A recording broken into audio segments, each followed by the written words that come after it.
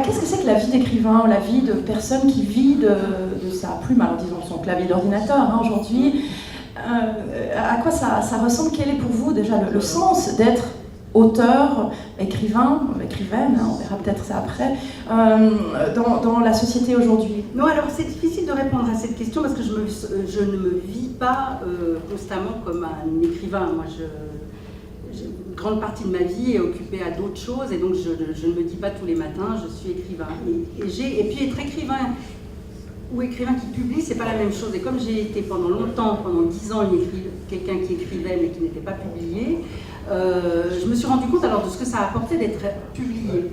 Et c'est vrai que ça permet de rencontrer énormément de gens, d'aller dans plein d'endroits. On est invité dans des salons, on est invité à l'étranger. Ça a été vraiment une découverte, parce que moi je tenais absolument à être publiée, mais pour que mon travail soit reconnu, c'était un besoin de reconnaissance, et j'avais pas du tout prévu que ça allait m'apporter autant de choses au niveau des contacts, des expériences, etc. Donc ça a été vraiment... voilà. Après... Parfois, je n'ai pas une notoriété, en tout cas en France, qui me permettrait de pouvoir prendre des fois la parole sur des sujets. Après, je ne sais pas si je le ferais forcément, mais voilà. Après, on rencontre des lecteurs à qui nos livres ont parlé, des gens qui ont été émus, donc c'est toujours... c'est merveilleux quand même d'avoir réussi à toucher des gens. Après voilà, on a le lecteur, voilà, je ne vends pas des millions d'exemplaires, donc ça reste très confidentiel, il faut être lucide aussi là-dessus.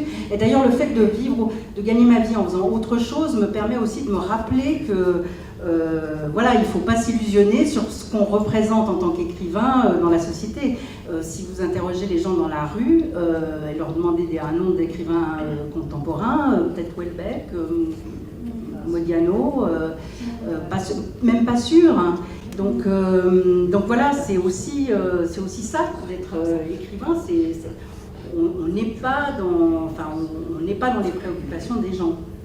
Est-ce que c'est parfois décourageant? Est-ce qu'on cherche à être dans les préoccupations des gens? Est-ce qu'on cherche finalement la reconnaissance, voire une forme de gloire, ou pas? Ou c'est pas ça évidemment qui motive? Alors moi j'ai été très très heureuse d'avoir ce prix suisse pour l'ensemble de mon œuvre l'année dernière, parce que voilà, ça validait tout ce que j'avais fait jusqu'à présent, et ça m'a confortée, ça m'a fait vraiment du bien. Après, je suis pas sûre, moi j'ai vécu de près le prix Goncourt de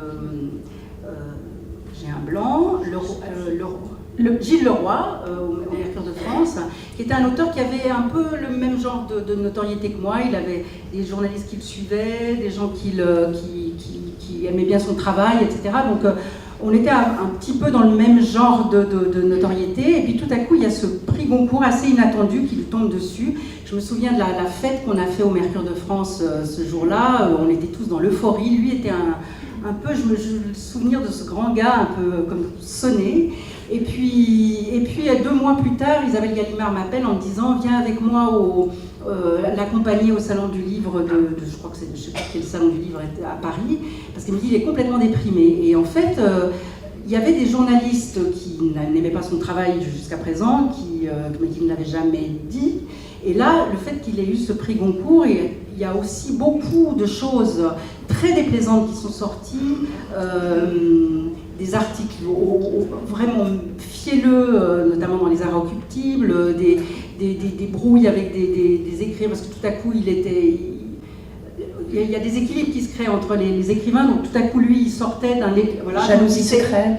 Jalousie ou pas, mais en tout cas voilà. Ça vraiment, et ça l'a pas rendu heureux, je dois dire. Ça lui a permis d'acheter un appartement, mais ça aide. Ça aide. Heureusement, moi je l'ai acheté autrement avec un autre. Et donc du coup, je me disais que ça, en tout cas, je suis pas sûre que j'aimerais avoir. Je trouve que c'est bien des prix qui voilà, on a besoin tout le temps, on doute toujours, et donc on a besoin d'être réconforté, d'être rassuré. Donc ça c'est bien, les prix qui rassurent. Les gros succès, je ne suis pas sûre que je cours après ça. Mais en revanche, effectivement, j'ai envie d'être publiée, parce que, justement, d'abord parce que ça me permet de faire des rencontres, et puis voilà, oui, j'aimerais vraiment, je serais très malheureuse de ne plus pouvoir publier. Mais le succès que j'ai aujourd'hui me va assez bien, en fait.